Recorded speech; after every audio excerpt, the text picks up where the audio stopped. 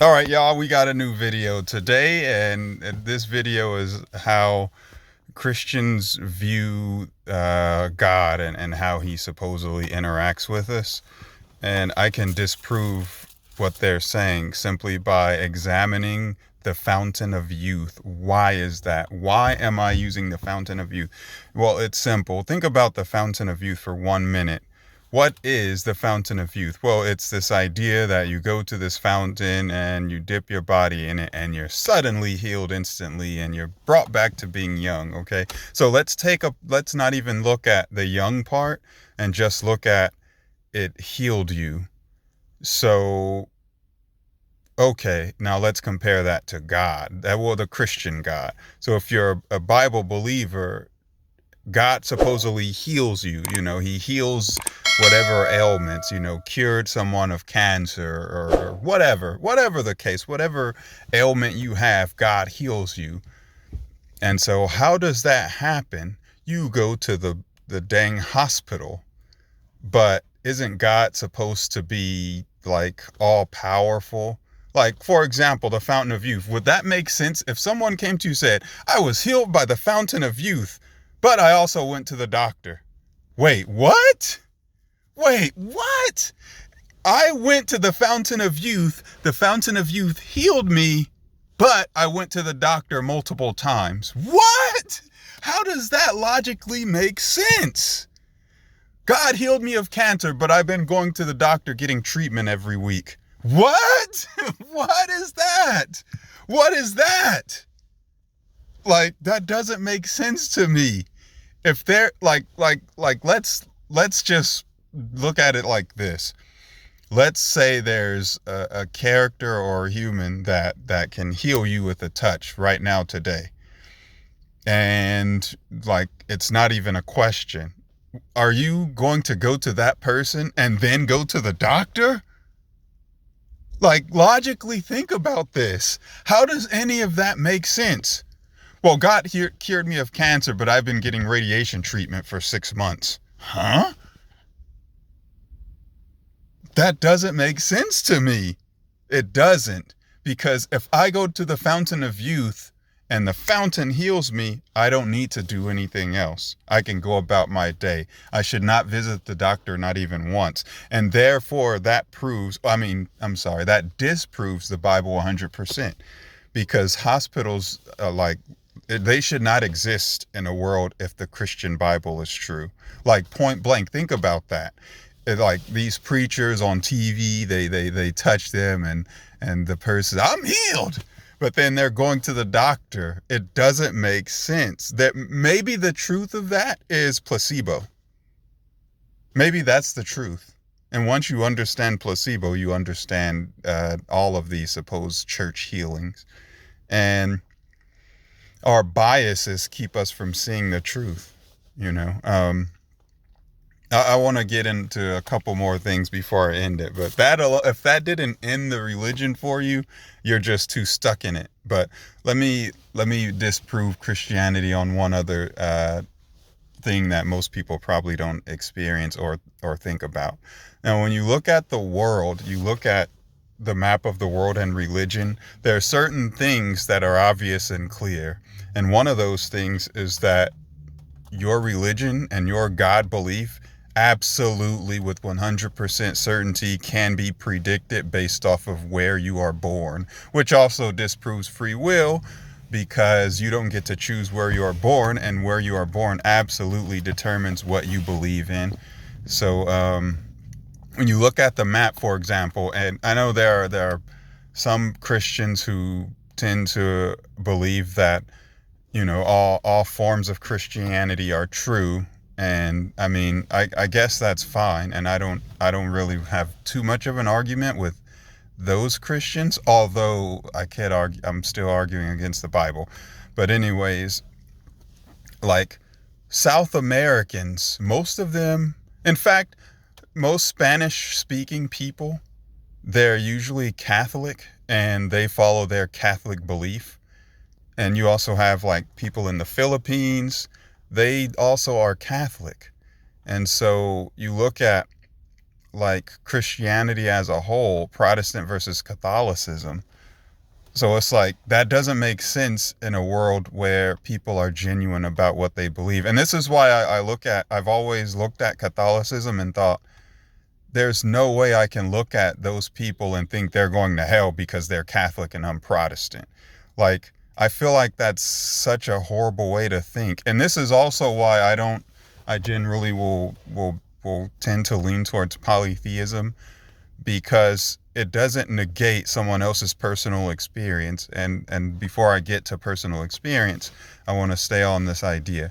So let's look at, like, yes, you were probably born in America. You were probably born in a place where everyone believes in the Bible. Cool. Here's the problem with that. If you were born in a remote tribe, you would believe whatever the remote tribe believes. That and think about that. Don't just say, "Oh, whatever." Just think about that. Like, if you were born in India, what are the odds you'd believe in the Bible? And what are the odds you would believe in what everyone else believes? What are the odds of that? I'd say 90% chance you'll believe whatever the country is that you were born in. So a lot of people in America will say, "Oh, I grew up atheist and I found Jesus." But did you grow up in America? Probably, you probably grew up in America, or a place where, because what most Christians are arguing for is Protestantism. They're not arguing for Catholicism. The Catholics are wrong. They're so wrong. Are they? What makes you think they're wrong? What makes you think anyone else is wrong? And so I'm going to finish this with personal experience, because that's really where most Christians, especially Protestants, but every Christian, generally their personal experience is their proof, and why you shouldn't negate other religions because you had a useful experience, because that's really it. It's really your beliefs is utility in your personal experience. And if we're going to go off of that, we can't disprove any religion, like point blank. In fact, you can't even disprove atheism, because their personal experience to them is so real. It's so real. And I'm not even an atheist. I'm not even going to say, like, even the idea of a soul, I don't know. I'm not going to sit here and say I know. I know for sure a soul exists or not. But for them and their personal experience is telling them something. Just like for you as a Christian, yours is telling you something. And like, some people, a lot of Christians will say, "Oh, this is why we need a God." Well, that's stupid.